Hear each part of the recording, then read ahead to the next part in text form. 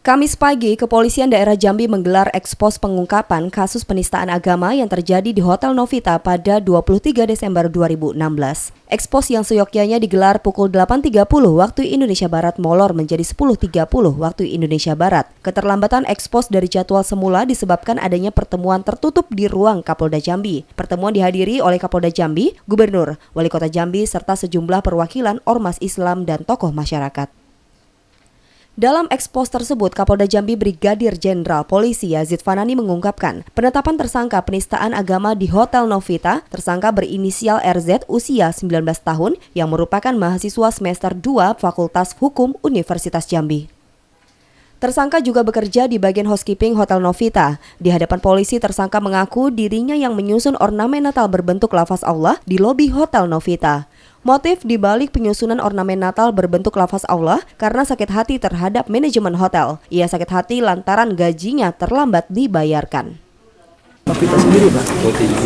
Ini ya, sebagaimana tadi kami jelaskan bahwa terkait kasus yang terjadi di Hotel Novita, berdasarkan bukti-bukti yang ada, keterangan saksi, petunjuk, kita sudah tentukan tersangkanya dengan inisial RZ. Ya. Dari hasil penyidikan, pemeriksaan, belum ada keterkaitan kausalitas ya, di antara tersangka dengan manajemen atau yang berlatar belakang agama tertentu. Bahwa motivasi tersangka melakukan tindakan itu karena adanya perasaan tidak senang kepada pemilik hotel yang dianggap lalai atau membayar gajinya yang terlambat. Itu motif untuk sementara. Saat ini sedang kita kembangkan. Insya Allah dalam waktu dekat lagi akan kita sampaikan kepada teman-teman media. Dan saat ini sedang dilakukan pemeriksaan intensif dengan juga melakukan upaya pembuktian yang lain. Pasal yang mana, Pak? Pasal apa yang dikenakan pada tersangka, Pak? Pasal apa yang diterangkan pada Pak? Kita kenakan pasal 156 huruf A subsidiar 157. Ancamannya Pak? Nanti sampai baca. Tapi intinya pasal 56 itu dan 57 itu ancamannya 5 tahun. Ya. Oke? Pak, bagaimana cara pengungkapannya, Pak? Hal-hal yang teknis nanti tanya kepada penyidik. Pelaku ketangkap di mana, Pak? Apa? Pelaku ketangkap di mana, Pak? Pelaku dari hasil keterangan saksi, bukti, alat petunjuk dan lain sebagainya, pelaku kita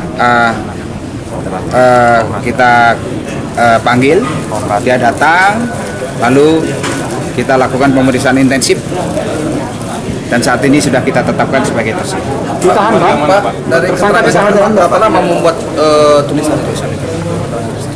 Tadi kan sudah dijelaskan bahwa tulisan itu tidak serta-merta dibuat. H-1 baru membuat gambar, ya, yang seolah-olah mirip kaki, karena di situ kan ada jari-jarinya, seolah-olah terkesan mirip kaki. Lalu pada tanggal 23 itu gambaran tersebut disempurnakan. Menjelang jam J, tulisan itu baru berbentuk huruf W karena belum ada tajwidnya. Nah, itu dikuatkan dengan beberapa saksi yang melihat huruf W itu. Nah, sesaat kemudian tulisan huruf W itu dikasih tajwid sehingga terkesan menjadi tulisan huruf Arab. Tersangka ditahan, Pak? 2 hari ya, Pak ya? Gimana? Total pengerjaannya 2 hari. Bukan total pengerjaan. Jadi dia melakukan kegiatan itu terus ditinggal, itu belum ada implikasi yuridis apa-apa. Pak, memang dari tugas warga mana, Pak? Ya, ditugaskan apa memang? Jadi saya sampaikan, ini adalah pegawai honorer atau pegawai harian lepas. Ya, yang hari itu harusnya dia bekerja di lantai atas. Ya, lalu atas inisiatif dan permintaan sendiri minta untuk dipekerjakan di bawah. Nanti untuk perkembangan selanjutnya kita kasih tahu teman-teman. Oke? Akibat perbuatannya, tersangka dijerat pasal 156 huruf A subsidiar 157 KUHP. Ancaman hukuman yang akan dilalui oleh tersangka yakni kurungan penjara selama 5 tahun. Sayangnya, selama jumpa pers berlangsung, polisi tidak menghadirkan tersangka di hadapan awak media. Tersangka hanya ditunjukkan di hadapan perwakilan Ormas Islam, tokoh masyarakat, gubernur, dan wali kota Jambi. Tidak diperlihatkannya tersangka ke awak media dengan alasan untuk kepentingan penyelidikan. Si tersangkanya tadi sudah dibawa juga di hadapan kita, perwakilan-perwakilan semua, dan kami Forkompinda sudah dihadirkan. Dan motif dia yang melakukan ini juga apa sudah dia sampaikan. Setelah itu juga dia sudah memohon maaf kepada kita semua. Dan itu tadi juga dibuat rekonnya juga tadi ditampilkan semua. Kapan dia melakukan dan juga siapa-siapa saksi di sana, alat buktinya apa tadi disampaikan semua. Tersangka mahasiswa ya? Ya kalau kelihatannya seperti itu. Warga di daerah mana? Warga Kota Jambi.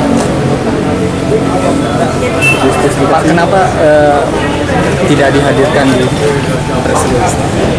Ya mungkin dengan berbagai alasan untuk menjaga keamanan tersangka dan lain sebagainya. Tapi tadi sudah dihadirkan di depan kita perwakilan, ada MUI, ada HMI, ada FPI, ada...